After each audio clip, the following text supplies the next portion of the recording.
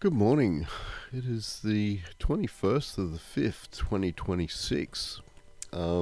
This is a little van that I brought up from Carrum Downs in Victoria. I bought it for, I think, 2000 and I towed it up with a Subaru 2000. So it all matches there.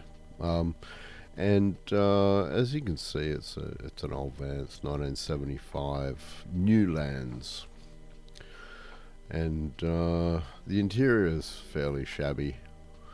And it was told to me by the guy that I bought it off that it didn't leak, and I didn't believe him. And I got to Glenrowan in Victoria and sat and had a cup of coffee in the inside of the van. It was raining and it drip, drip, drip. So anyway, I'll work my way through this video. It's my first voiceover video, and I've got a cold, and I'm so sorry, but I can't wait any longer to get this done. I don't feel well enough to go outside and do all that sort of stuff, so I hope you enjoy. This is I've got a lot of videos and pictures and things like that about this van. I thought one day, somebody might benefit from watching the process, who's thinking, I'd like to do up an old vintage van. The dream of it is quite enticing. Look, if you're retired or semi-retired, as I was at this point, it's personally, I've learnt so much from being able to do this, having the opportunity to get stuck into it. I have a background in wood.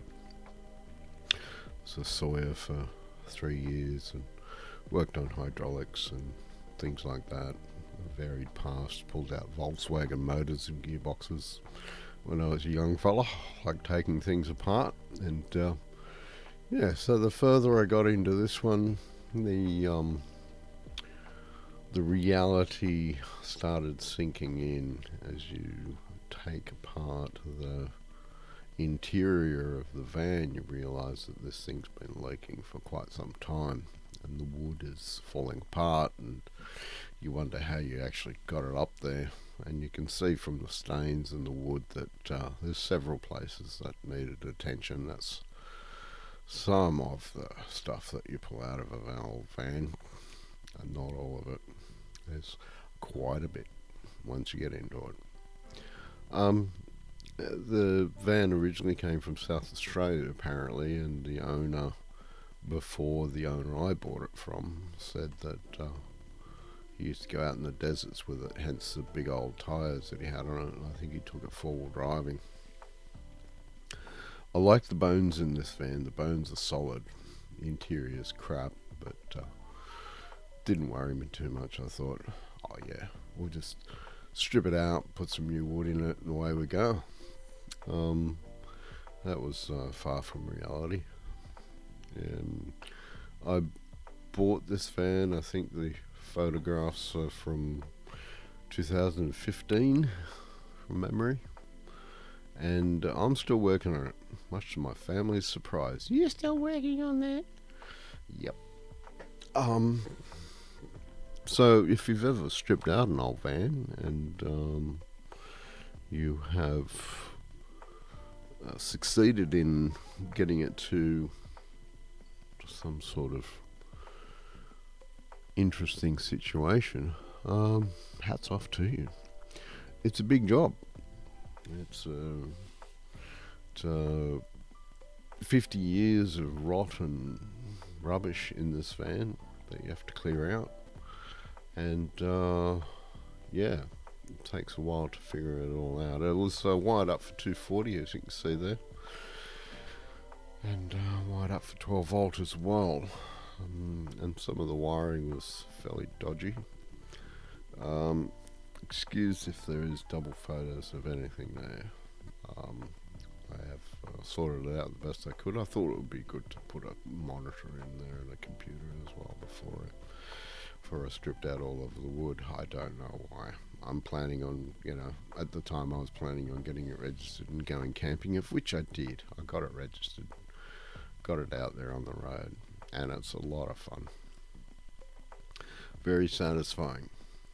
So I thought, well, look, I'll strip out the wood that I have to, and as you can see, there's a lot of have to in there, and wire it up, get it ready for Rego, get it registered, and away we go. That's some of the windows that have been flexed or whatever they used on it shut. That's something that I've still not tackled. I'm tackling electricals at the moment.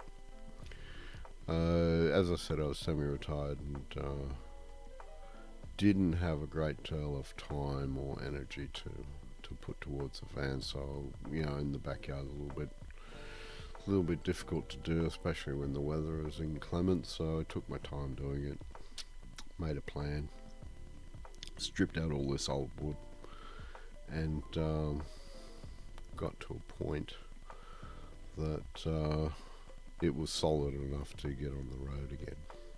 So as you can see, they had some creative wiring ideas in the hope of getting it registered. I thought all the lights should be working, so I worked on that first up, got some new tyres for it, make sure the brakes were okay, which was an interesting little exercise. And in the meantime, I thought, well, let's just go and see if we can do some basic repairs to the interior here, so it's comfortable. And they had some creative ideas about how to put brake lights and stuff in as well, as you can see. And some of the wood was just beyond saving, so I don't know what they used as glue back in the day, back in the 1970s. I'll have to look that up because it's very interesting. I found a little plaque from Taiwan. Is it Taiwan? I think that said Taiwan 1975.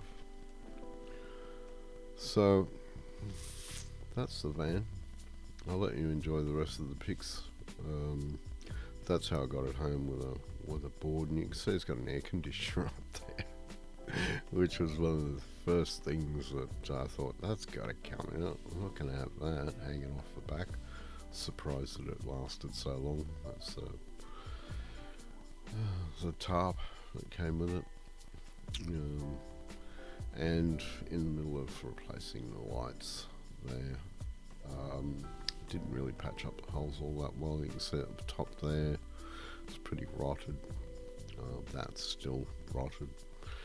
And there's some like body joints. Some of the wood underneath here was really rotted.